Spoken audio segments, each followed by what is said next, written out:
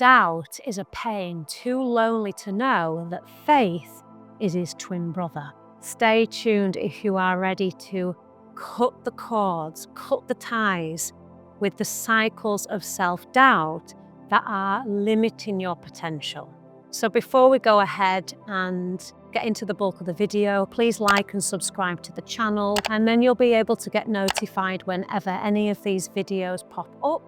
Lovely to have you here. So let's get into the bulk of the video. Doubt, self-doubt, big words, big words, limiting beliefs. Hopefully by the end of this video, I'm going to have introduced you to a new way of understanding self-doubt and how you can start to break out of the shell, that protective shell of self-doubt, and come back to the expansive, infinite potential that you are, that I am, that we are, that we keep trying to squeeze into a little box to make our experience of life more suffocated, less vast, less expansive, less of a miracle. Because essentially, that's what this little quote is all about that I said at the beginning. Doubt and faith are two sides of the same coin. And so doubt and faith, they coexist alongside one another.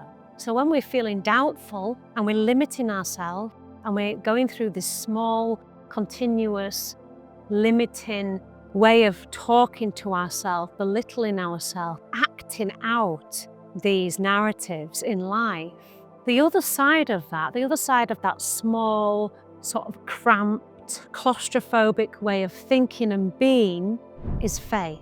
So they're not too far away from one another. Doubt and faith are of the same par, because when we are living and we're existing in this world that we are living and existing in, there's always a polarity.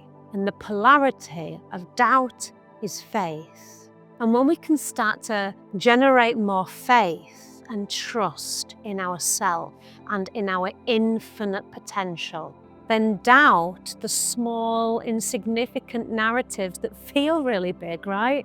I'm not saying that they're wrong or stupid, but they are much smaller than the infinite potential of our true being, of the fact that we're a miracle on this earth, the fact that we're a miracle and we've actually been born.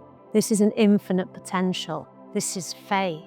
Doubt keeps us small in an existence that was meant to be expansive and boundless and trusting and open and full of infinite potential. Doubt and faith are two sides of the same coin. So let's talk about where doubt comes from, where self-doubt comes from. Now, this is a subject that I know a lot about. I'm not going to sit here and say that I have not struggled with this throughout my life, because I have. Right? I think we all have it in some shape or form, some more than others, depending on our life experiences and the way in which we've moved through life. We all have these different stories, these different narratives that we tell ourselves, that we keep reliving as patterns of behavior until we sort of cut the cycle, until we come to awareness of that cycle that we keep reliving, that we keep using, that habit, that pattern that sort of dictates our life, until we find the awareness to look at it and go, okay, this is a pattern I keep repeating. How can I start to work with that? Self-doubt is just one of those patterns. And for me, it's something that I have struggled with greatly. And one of the reasons I started doing all of these videos when I did start doing them on Instagram and on YouTube is to, get over some of that fear, is to get over some of that self-doubt, that fear of being seen, that fear of showing up, that fear of actually teaching what it is I want to teach, what I'm called to teach, etc. Okay, so I'm not going to sit here on this video and say that I have not struggled with self-doubt. I have, and that is why I know that there is an answer to it. There's something that you can do, there's something that you can understand, there's an enlightening that you can start to recognize in yourself and start to work with, that allows you to dissolve the self-doubt and return back to faith and return back to self-trust and return back to an inner confidence, not an arrogant, egoic confidence that comes from the mind, that comes from the ego, an inner confidence that comes from a space that you know you are infinite, you are a miracle, it is amazing that you are alive and you're taking a breath. This is infinite potential, and we've clouded that infinite potential with doubt. So let's quickly talk, before we get into the bulk of the video, around faith and developing faith and self-trust. Let's talk about where self-doubt comes from. So there's a multitude of different things, ways, experiences that can perpetuate our self-doubt patterns. And I'm just going to go through a few of them. The first one I want to talk about is self-doubt can very much come from our conditioning, right? The way in which we have been conditioned in society, on this planet, through our experiences. So different conditioning fields might be as a child, in our home with our parents, social circles, with our friends and our peers as we're growing, education, so educational systems. This is another conditioning field, if you like. Cultural conditioning, so different ways in which we've moved through life and had certain beliefs, etc. All of these experiences that we've had through life become these sort of conditioning fields. And every experience that we have, we sort of hold as memory, right? We hold this as memory. It's actually held in the body as memory. Everything holds memory. Even water holds memory. And how much water are we made up of? A lot, right? Water holds memory.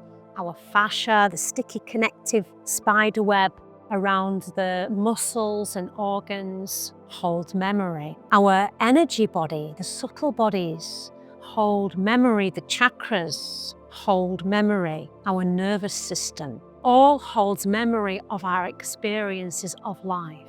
So if our experiences of life have been things that have really played on our self-doubt, then we hold that in the physical vessel and the metaphysical vessel of the body. And then guess what? The mind then starts to project and predict what's coming up in the future because of what we've held in the body, because of the memory and the trauma and the narratives and the experiences that we've had through life. The mind goes, oh, well, that's still there, that's held.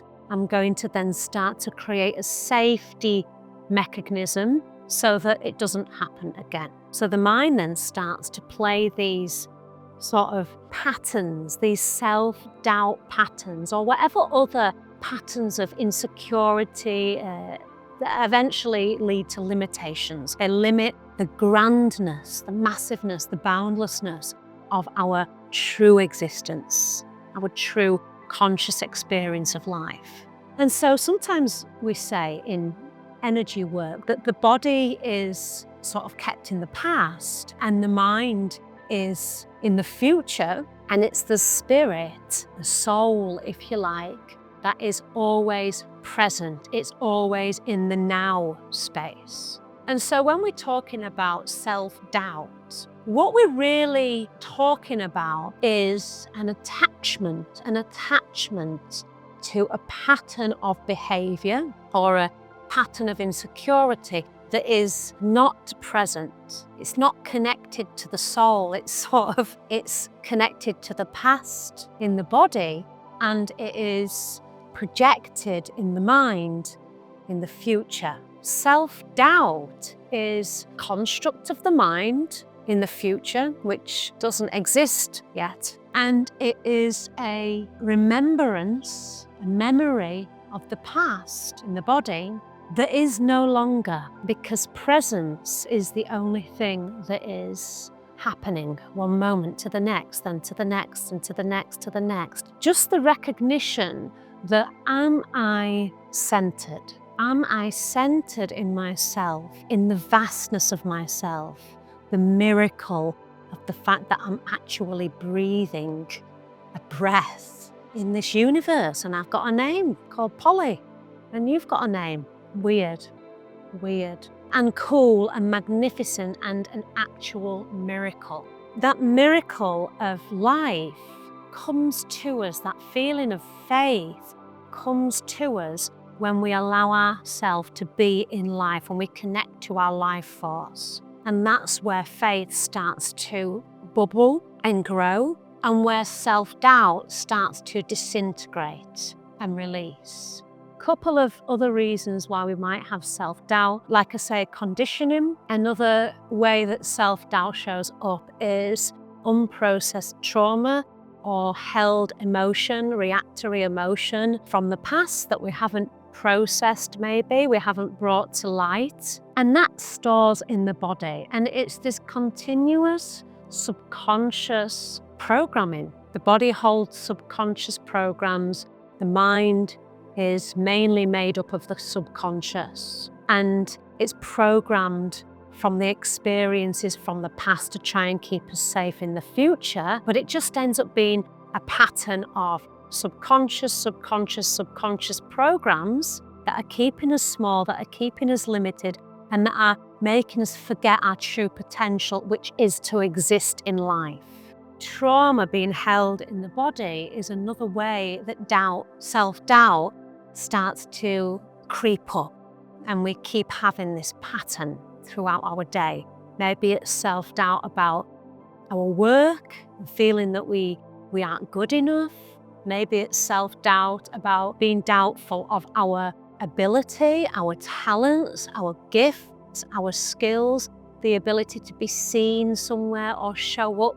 And we have doubt about the way we look, or how our voice sounds, or whether we're executing something to the best of our ability. All of these things actually stop us from cracking on with our truest, most authentic blessing and gift and talent. All of the things that you have, all of the things that I have, that are God-given birthright potential. These beliefs, these patterns, these narratives, these stories that we tell ourselves from the past and replay in the future keep us very small. Self-doubt is small, and it is a narrative, and it is a holding. It's like body armor that just we struggle to let go of. Continually returning to life in presence allows us to take space, to find space in between what the body is holding on from the past, what the mind is continually playing again and again and again in the future and projecting. And it gives us the ability to find space between self-doubt and faith, which comes from connecting deeper to our soul in the present moment. So yeah, trauma can be held in the body, and it replays as a narrative in the mind. And it's about coming back to awareness, really. Awareness holds the potential for massive, massive change. And in a couple of moments at the end of the video, I'm going to talk about my favorite ways to come back to that awareness, back to that recognition of our infinite potential, the fact that we're literally a fucking miracle, right? We are an actual miracle. We have hands and mouths that can speak. We have hair. It's crazy. And we don't even believe our greatness. Look how great we are. We can move and speak, and we can make videos, and we have little houses with little families and stuff. I mean, it's quite fucking amazing, really. And we don't give ourselves enough credit for that infinity that we are. We always try and stay small. So I'm going to give you some of my absolute favorite ways to release some of these subconscious programs without having to do too much more than actually practicing these tools. So just stay tuned. We've just got a couple more moments, then I'll get into my favorite tools. Yeah, we've got conditioning, we've got trauma that's held in the body. A lack of self-trust. A lack of self-trust is a massive thing for self-doubt. Yeah, the opposite of doubt is trust and faith, right? Sort of thing. And there are many ways why we might stop trusting ourselves. It might be that we've held trauma from an early age, childhood, before ancestral, generational, all of these things, as well as feeling this sense of lack of trust of our immediate environment, our home, the world, authorities even in the world. And just all of these times we feel like we might have been let down and our power gets leaked out and given to somebody else. This continuously takes our energy battery out of our center. It continuously disempowers who we are. It stops us from trusting our inner compass, our inner wisdom, because we're continually going, oh, that person said that time, and therefore I can't trust myself.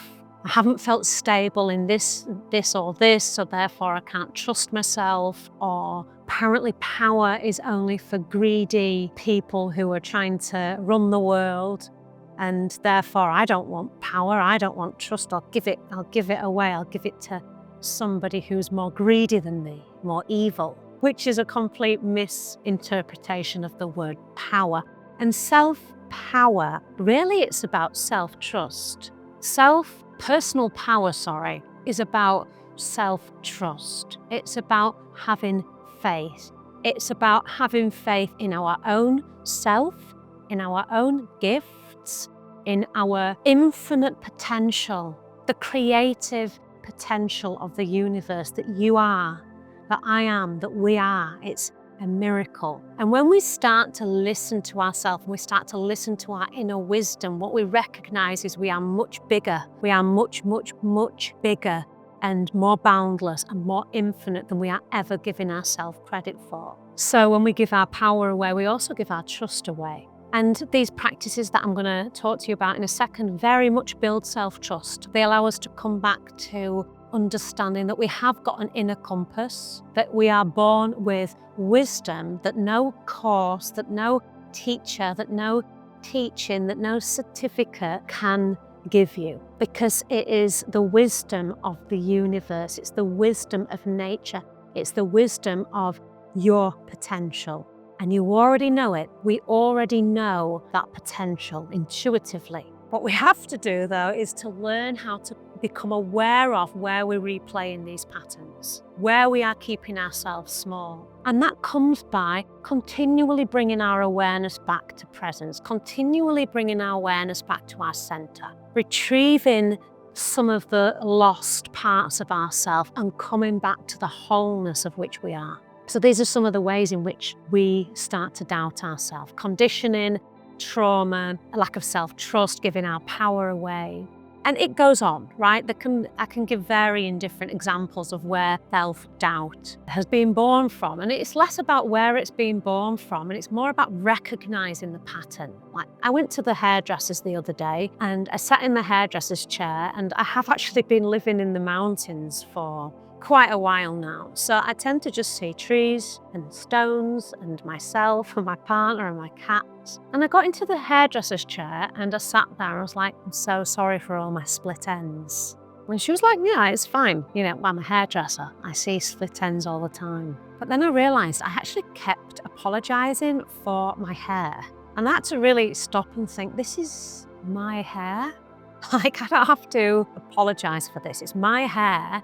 And why am I apologizing? What's the pattern here? What's this doubt that I'm holding about sitting in the hairdresser's seat and having my hair done? And then later on it came to me that this was actually a pattern of self-doubt. It was a pattern that I'd held that I was not deserving of having some restorative time, that I was not deserving of having my hair done, and I didn't want somebody to be having to do a load of work for me. And I wasn't deserving of having time cut out for myself.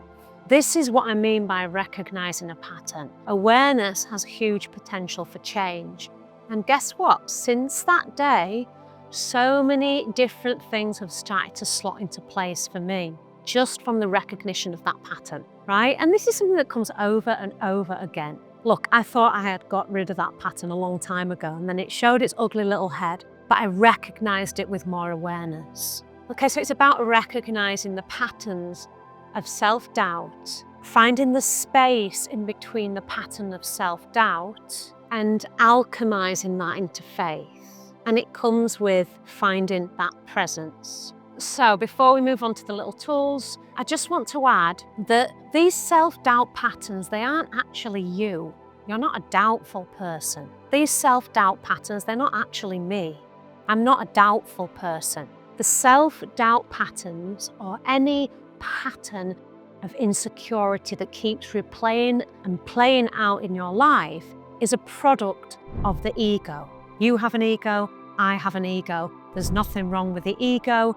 We don't want to eradicate the ego, but we do want to observe the ego, because the ego is just trying to protect us. It gives form to the soul. It allows us to be in this material world and get stuff done. But the ego is to be observed, because the ego likes to keep us very small. It likes to put everything into a little identity and keep us small. So it goes, you're a doubtful person. That's your identity, small.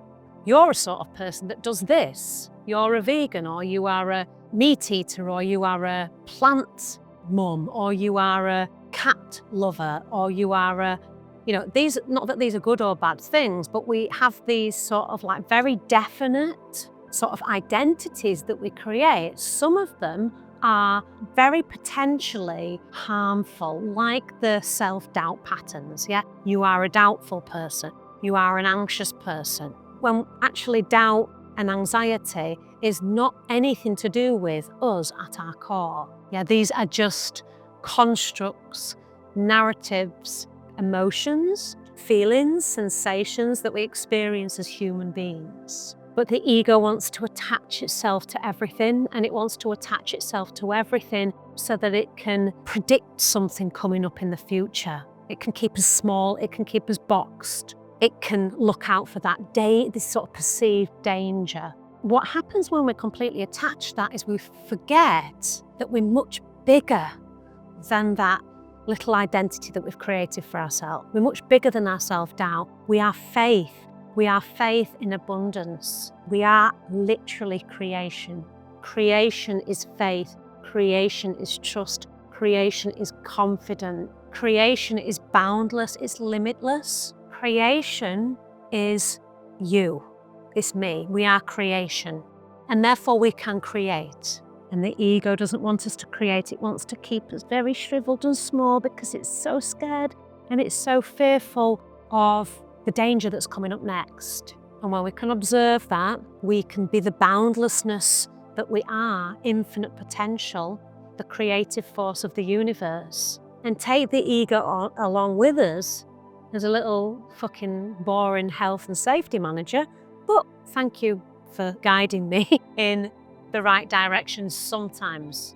That's where the self-doubt is being held. It's being held in the ego. It's been held in the patterns of the body, in the subconscious. But you are boundless. These are some of my absolute favorite ways to, and in fact, they're not just my favorite ways. I mean, I don't teach this for no reason. These are the most powerful ways I have ever worked with releasing self-limiting beliefs, releasing self-doubt. And the first one I'm going to tell you about is Kundalini Yoga. Now, I teach Kundalini Yoga in my community. You can get the link down below if you want to join. There's a part of it that's completely free, and that will take you straight there. Go ahead and join in for free, say where you're from. I put free meditations in there and little practices, etc. And there's thousands of people in that free section now. So go ahead, get the link below, and you can try it out. You can try it out for free.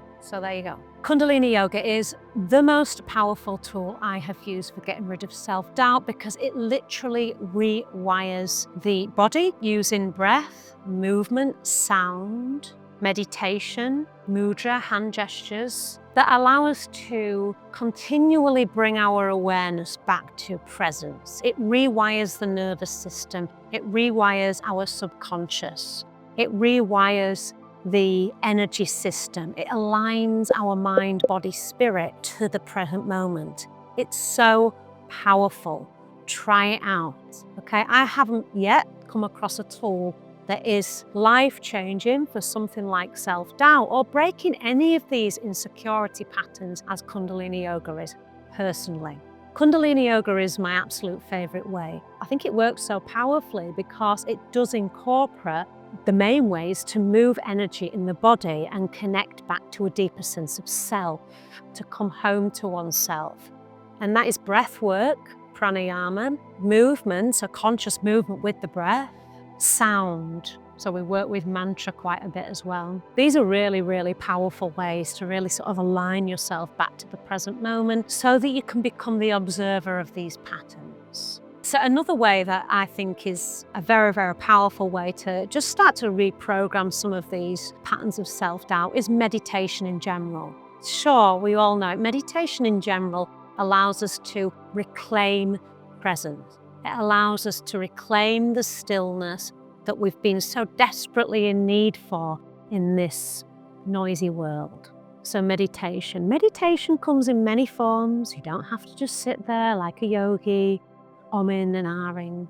Meditation is very much about just coming back to oneself in a space of awareness, being conscious in your action to centering yourself to the moment. It might be that you just become aware of the breath. It might be that you just allow yourself to sit and observe what's going on around you. It might be that you do some form of chanting, something repetitive.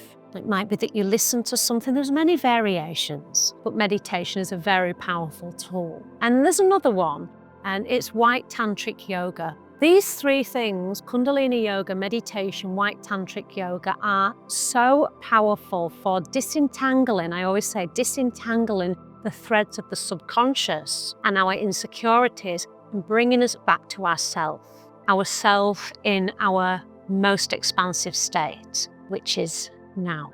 Okay, folks, thank you so much for listening and tuning in today. I hope this was helpful. Leave me a comment below. Let me know whether that helped for you. And yeah, hope to see you in the community. It's totally free. Lots of love. Bye. Hi guys, thanks for watching that video with me. Don't forget to like and subscribe. It means the world to me. If you would like to watch any more videos, there's 2 here just for you.